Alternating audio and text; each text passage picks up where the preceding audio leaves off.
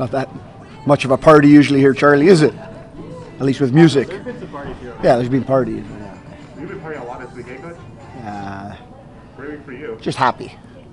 I don't get that excited anymore, but yeah, happy. It's great for my kids. Oh, yeah. Yeah, I taught them to wear the red and white, so it's nice for them to see at a young age. Oh, there you go. It's gonna happen. 100 years as a club. Something special is gonna happen in 100 years. All right. We're now joined by head coach and sport director Bobby Smyrniotis. Please keep the questions to 2 questions per person. First question, we're going to Charlie. Go ahead, Charlie. Bobby, I know last week in Ottawa you talked about wanting more of that execution in that final third. I feel like you got it today. Yeah, obviously it's easier when you have a week in between and you're not coming off of such a physically and emotionally draining midweek game that we had last week. But that's part of what you do in this league. This week, I thought the guys were a little bit more fresh in getting out there, and mostly what we asked was for them to control the tempo. When we got to go a little bit quicker, when to slow things down. They were missing Brian Wright in the team, so we knew that kind of changes a little bit the way they'd have to attack. Maybe not having so much of the ball in depth.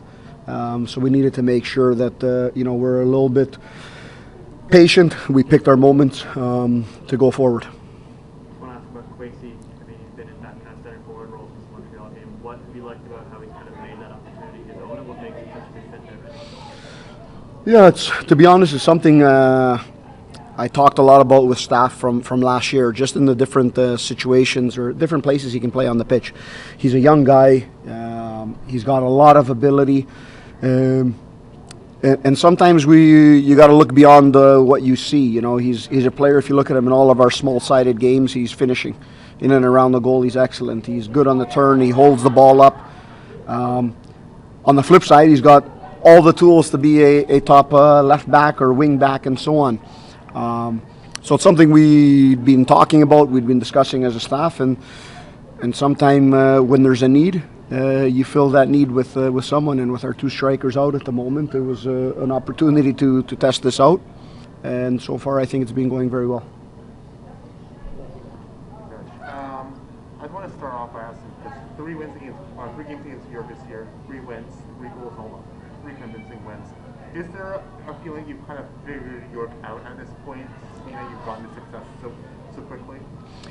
Yeah, I don't know if it's York, because I think in all our games we've been pretty good. Even in the games we've lost, I thought we've played some good football. And football is strange. You can do all the right things and things don't work out for you. But just so happens in these games we're doing the right things. We're scoring early, which is, I think it's important for us. Historically it's always been a very good thing if Forge scores midway through the half or earlier. That opens up the game. A lot of teams that we face, by design or not, will sit a little bit deeper against us, and this makes the field a little bit more open. And when the field's a little bit more open, I think we're able to create a lot more. And you don't need a team that's super fresh, and maybe that's what we were missing last week when we were playing against a little bit of a lower block. And a follow-up, we saw what happened at halftime. Just go into a little bit more, because also you're on the field, you've got a more close-up view. What happened there? Yeah, to be honest, I have no clue. I was already inside, and then I heard some noise, and guys yelling at each other. I don't know why. It's a little bit of a waste of time after 45 minutes. I always say to my players, do your business on the field, right? So I don't really know what's happened, and I haven't figured out. Coach Bobby, congratulations on the win. How is the update of Campbell and Hamilton? We were able to see them today in the morning. How is the update? Yeah, Hamilton is training. I think he's close. I think in the last few games we're trying to get something out of him, and maybe we needed to pull back there. So I think he'll be back in full training starting this week. And with Taryn, we've got some some time to look at his recovery. He's going to be a little bit longer, probably a couple of weeks with a little bit of a knee issue. And we're just waiting to see what the final verdict's going to be with him. So those are 2 guys where Hamilton we expect back. We don't expect Taryn back for a bit. You got an excellent first half. We were able to see a lot of dominance from the players. But when your regular guys come back, how is Poku going to be? You still going to be able to use him, probably use him before? Now you're going to have tons of good players, especially in the attack? And are you going to be able to probably get by now that our next opponent for the Canadian Championship is going to be TFC? Yeah, first and foremost, performance is important. So if a player's performing on the field, guess what? He's got a spot on the pitch. That's how football goes. Sometimes you do everything in training as a player and you don't get into the lineup, and it takes for somebody to get injured for you to get in. That's the reality of it. So it's for him and everybody to perform on the pitch and make sure that they keep their spot on the field. And with more competition coming, we hope in the next week or so with a few players coming in.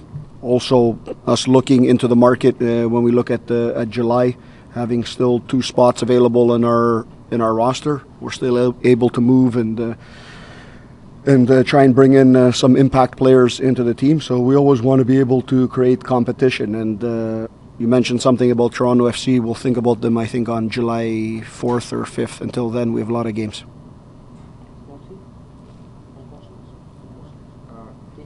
Go ahead. Yeah, I'll finish it off. Coach, you just mentioned the roster spots. Any update at all on Nana or Cisse at all? Because I know we're still waiting, and I'm sure there must be a lot of frustration on your end. I can write a book on it. Nana's passport has been sent back to him. The embassy is in Accra. He lives in Accra, so it's usually takes half a day when you express something. It hasn't taken half a day, but he's a matter of days away from getting on a plane and coming over here. I wish I had another report on Cisse. That's unbelievable. Just seeing you started today.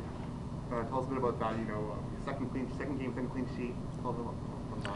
Yeah, he's a quality keeper. You know, I've talked about it. We've got 2 quality keepers. Chris has been excellent for us, and I think it's important on my end to keep both of them engaged. You know, Chris has been excellent, but just see him, if you watch him in training, you wouldn't think that this guy isn't playing in games. And I think it's important in this league, you know, with depth, and you never know what's going on, to make sure everyone is sharp. And you know, he's come out and had a good performance. He hasn't had a lot to do, but what he's had to do, he's been good, and that's important.